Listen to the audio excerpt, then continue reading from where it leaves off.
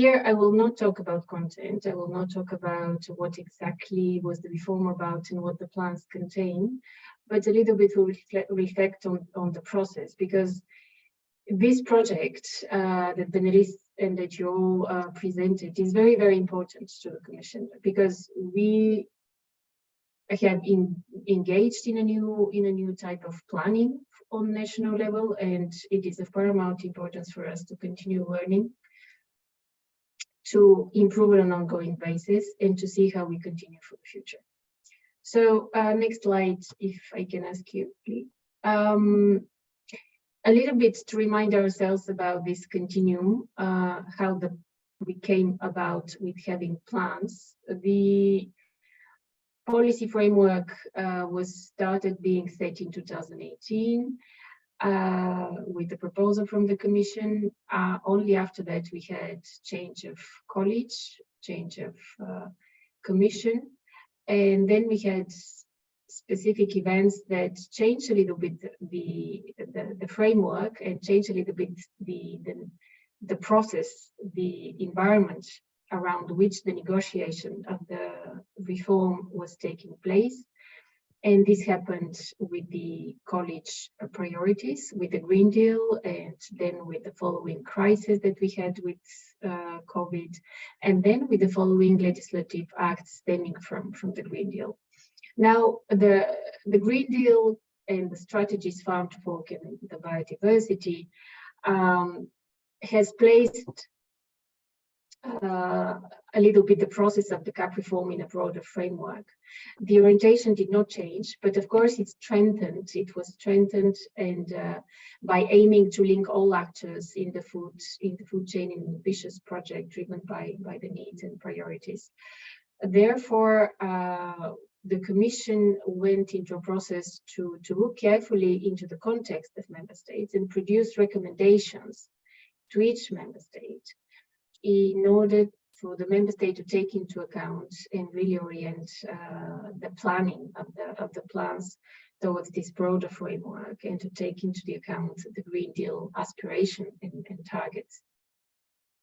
We had overall around 2 years of negotiation. This placed the planning of the plans on national level maybe in a difficult situation sometimes, because they needed to have plans submitted by the end of 2021, and this was soon after the agreement was reached. Therefore, they needed to continue operate and plan actually in somehow questionable framework where not all the details were finalized. I'm saying this because this has to be taken into account, and also for the future as well, but also to reflect upon the lessons learned, where whether the time was enough, whether the information was enough, whether the awareness for the stakeholders was relevant, etc. In 2022, we were very much engaged into assessing the plans and making sure that they're ambitious, they're comprehensive, and improving their last version. And then from 2023, we have the national CAP plans as the main tool for delivery of the CAP. The CAP, of course, does not exhaust itself with this funding tool. There are other funding tools, and there are other specific tools that are implemented, but this is the major one through which the major funding is flowing. Next slide, please. Now, a little bit of the key elements of the reform and of the plans. Now, the CAP strategic plan is a tool that is for the first time set together, combining the different funding tools and the different mechanisms for support to farmers without changing the essence of these funding tools. On one side, the direct payments fund, and on the other side, the Fund for Rural Development, is organized in around 10 specific objectives, or general objective related to income support and competitiveness, general objective related to environmental and climate, and general objective related to the social objectives, and the rural development as well. Now, what has what has changed is that there are specific elements that were strengthened.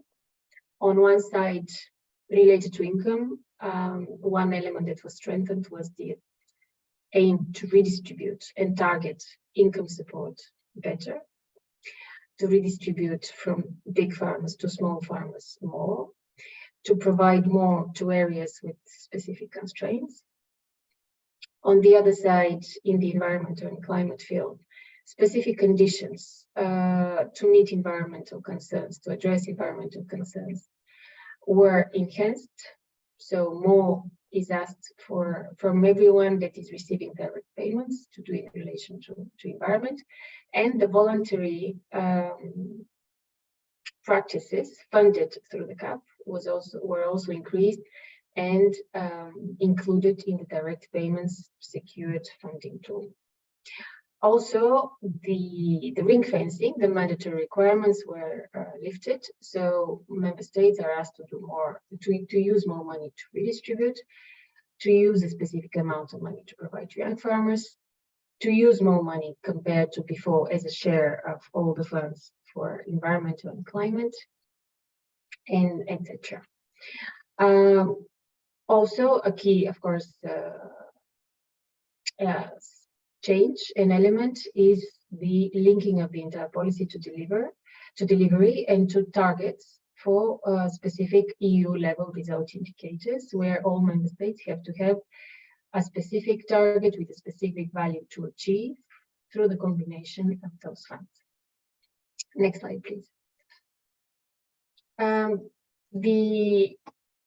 Is a little bit I kind of outlined already those elements, but in a nutshell, again, we have single CAP plan for the first time with greater focus on strategic planning, performance, knowledge-based agricultural practices that aim to accelerate the digital and the green transition of EU agriculture.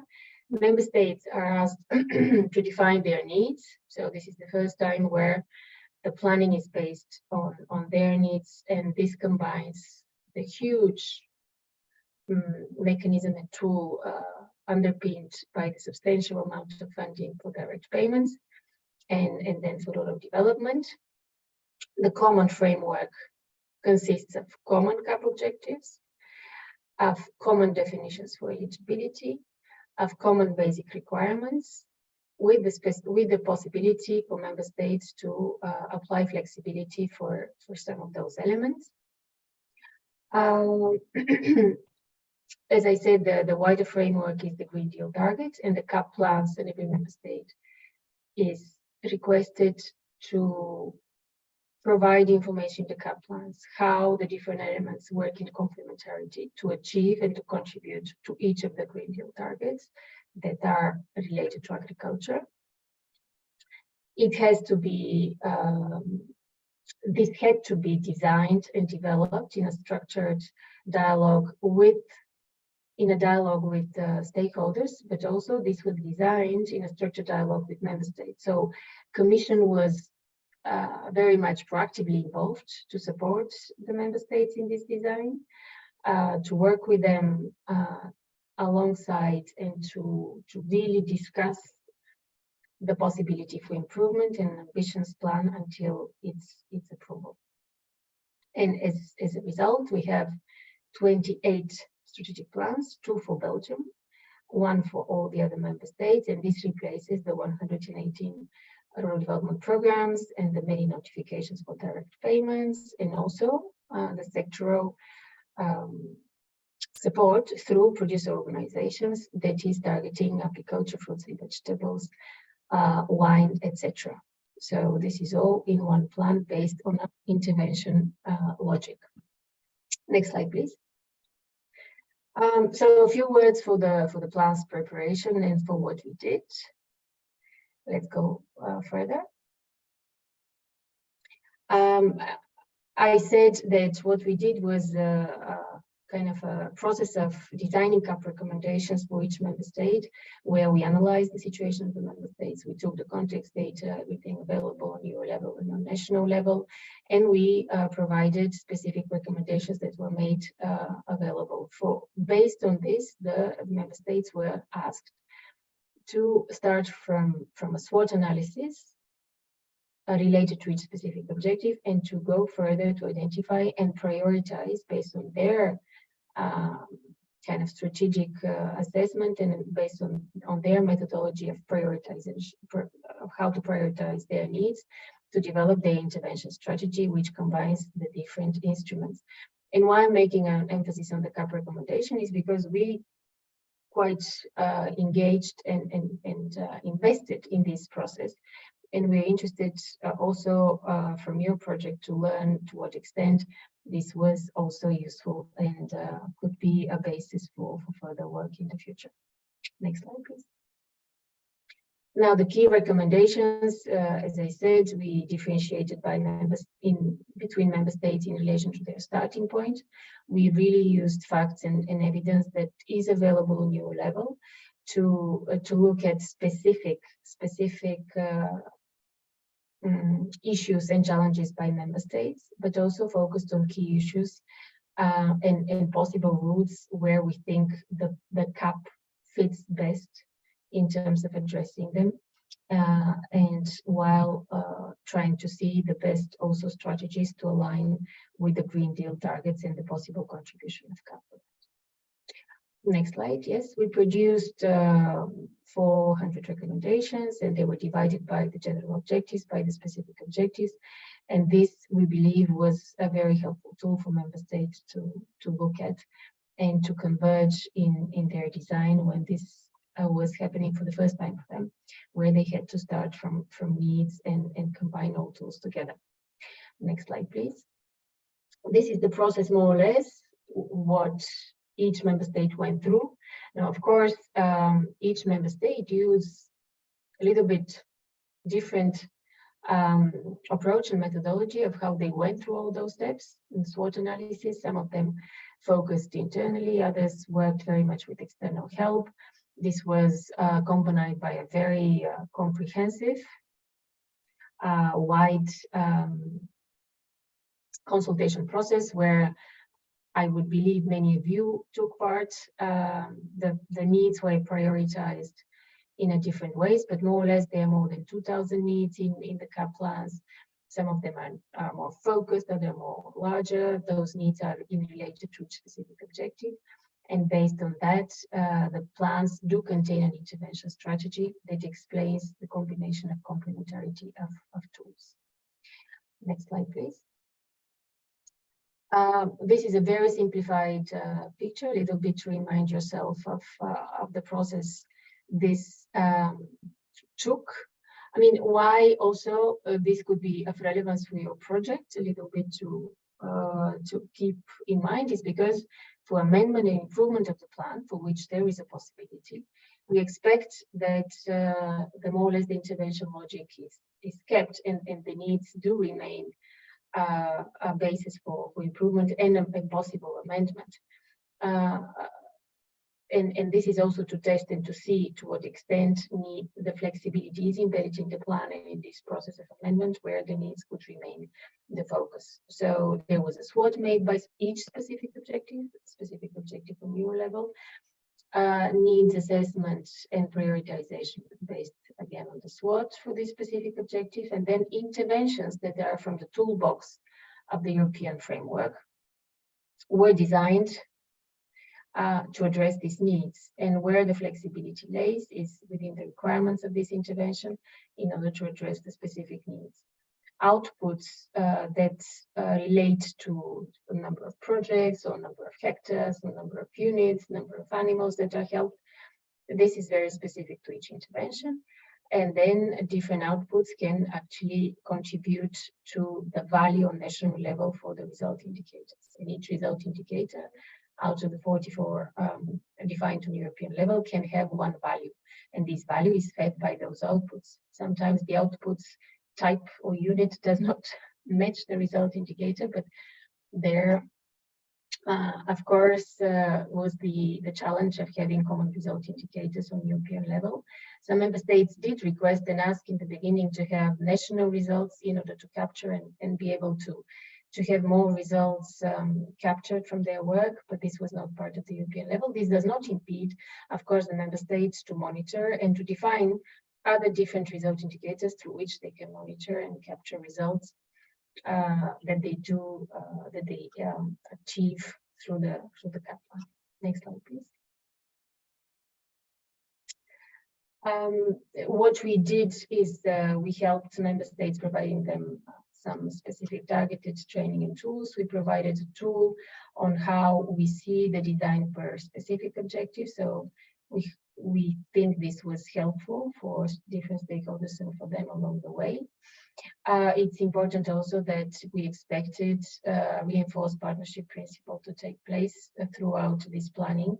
And we think that this should continue through the monitoring committee, and we very much insist on that throughout the entire implementation. Next slide, please.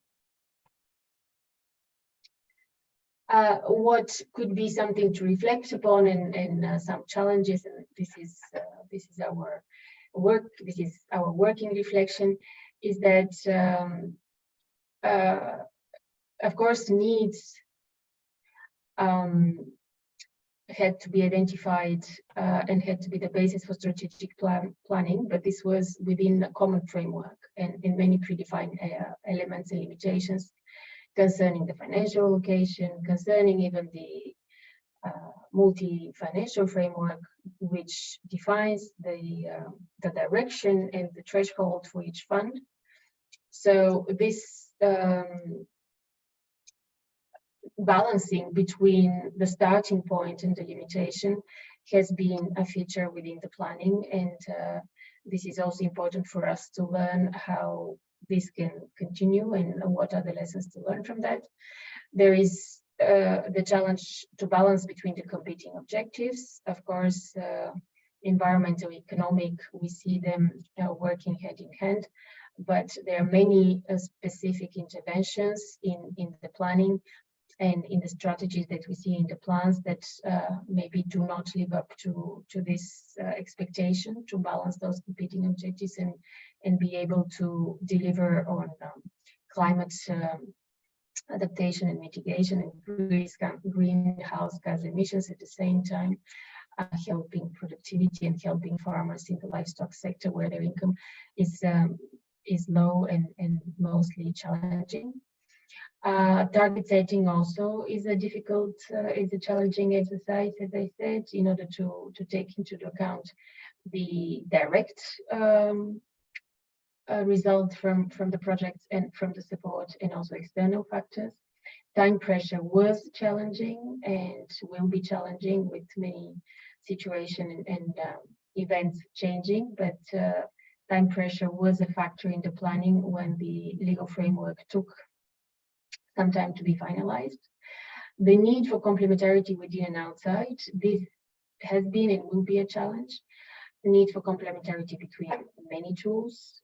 There are many different interventions from funds that have different objectives, and also there is a need to make sure that this limited funding for a limited amount of time is used for purpose, and at the same time is combined by relevant national measures and other EU tools that could complement these efforts for each specific objective. And the plans do go very in details in terms of explaining, for instance, how the broadband coverage will be supported through other EU tools, how the fight against AMR or antimicrobial resistance will be tackled mostly with national measures. So it's going to be an ongoing task to look at those complementarities taking place and to seeing what is happening outside that could make actually effective the CAP funding, and without which the CAP funding cannot be enabled. Simplification versus stability. The plans did start with the idea to be strategic. and to have elements to be further developed on member state level through calls for proposals, etc. But of course, many of the details do require stability of the farmers and level and playing level field. So the need to have specific well-laid requirements on plans proved relevant, and now to see whether this is too much or too little for the implementation and for the future is also something that your project would help look into it. And also what we think has been challenging and would be something to look at in the future is how to build a knowledge and experience for designing tools that are maybe different from what we have seen before, that do require very specific knowledge in order to address very specific challenges, environmental or others, that are specific to territories and countries and soil, environment and geographical area, etc., for which maybe the managing authorities still need more information, and we're looking for this to continue being improved. Next slide, please. But I see I'm going a little bit beyond time, so we'll hurry. A little bit on assessment and approval and monitoring. Next. This is, for your information, the time frame that, again, was used in order to approve the plans in terms of stages and in terms of time it took. You have on the link the specific information of the plans, that how they were in the first stage, then how they are now in their last approved version, and what were the stages we took in order to approve them formally. Next slide, please. Now, the criteria that we used in terms of assessing the CAP plans are defined in the CAP strategic plan regulation. And the need to do SWOT, needs assessment, and evaluation along 10 specific objectives is the legally binding criteria. We were looking for effective contribution to each of the specific objective in the plan. That this is detailed. We were looking to see whether the needs identified are addressed fully, partially, or entirely by CAP funding, or what in complementarity is engaged and mobilized from other funds. Of course, everything that needed to be ring-fenced in terms of minimum requirements was an obligatory criteria. And we were looking very seriously, not really formalistically, but in a very comprehensive way, of what are the values for each target that member state has defined, and how this is underpinned by specific intervention, and how is this intervention addressing the specific need. And when looking at the requirements for all the practices, we very much use the GST work for environmental practices and how they help with different challenges. Next slide, please.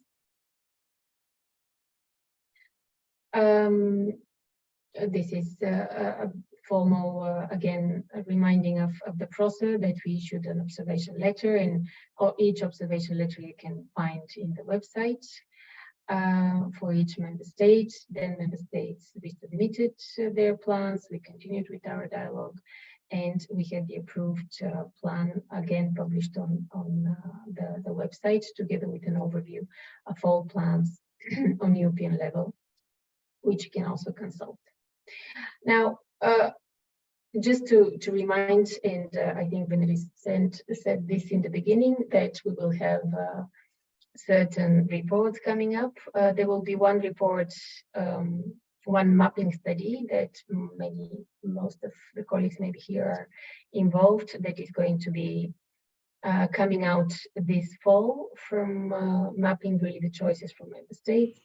The Commission will issue a report in the end of this year with our assessment on how the plans are contributing to each specific objective. What is important for you to know is this annual reports that every member state will do at the end of every year, for which each monitoring committee should have an opinion. This will come to the Commission together with their annual report.